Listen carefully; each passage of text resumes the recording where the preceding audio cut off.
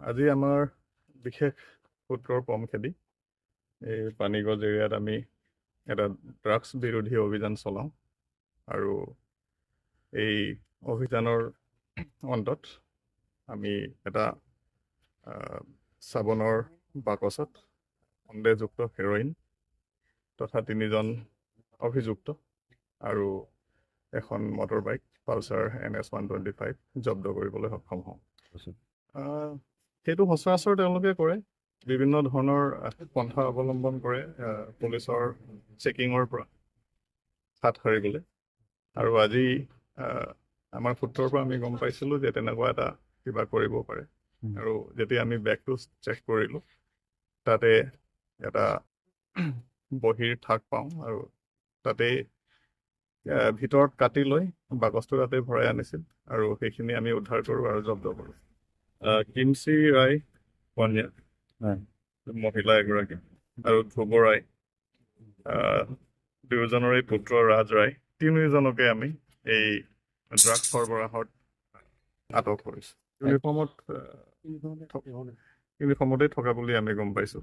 গতিকে খুব সম্ভৱ বাকী দুয়োজন অভিযুক্তই এই গোটেই সৰবৰাহ কৰাৰ ব্যৱসায়টোত নিজৰ পত্ৰকো ইনভলভ কৰাইছে। আগতো কেছ হৈছে, দুয়োজন অভিযুক্তক আমি নামতলা থানাৰ এই কেছত 2022-23 গ্ৰেপ্তাৰ কৰি জেল হাজতলৈ প্ৰেৰণ কৰিছোঁ। একেটাই কেছ নে ছাৰ? হয়, এতিয়া আমি আইনগত ব্যৱস্থা লওঁ। ছাৰ টোটেল কি উইথ বক্স মানে চাবোনৰ যোনটো কেছত সেইটোত 36.2 গ্ৰাম আৰু উইদাউট বক্স মানে অকল যোনটো ছাছপেক্টেড হেৰইনৰ পেকেট সেইটো 9.1 গ্ৰাম পাইছোঁ। মাৰ্কেট ভেলু কিমান হ'ব ছাৰ? মাৰ্কেট ভেলু প্ৰায় এৰাউণ্ড 50-60,000। ইণ্টাৰনেশ্যনেল প্ৰাইচ চাগে বেছি হ'ব, এইটো বজাৰ আৰু ডিমাণ্ডৰ ওপৰত নিৰ্ভৰ কৰে। এইটো ঠাই বিশেষে দামটো আৰু তাৰ মূল্য ইফাল সিফাল হয় অলপ। জোৰকে কওক। ঘৰ জোৰকে কওক নামটো। দুৰ্বেৰাই ক'ত ঘৰ আপোনাৰ? পানীগাছত। ঘৰ ক'ত? ঘৰ নামতলা। ব্ৰাউন চুগাৰখিনি ক'ৰ পৰা আনিছিলে? এইটো মই ডিমাপুৰ পৰা আনিছোঁ। ডিমাপুৰ।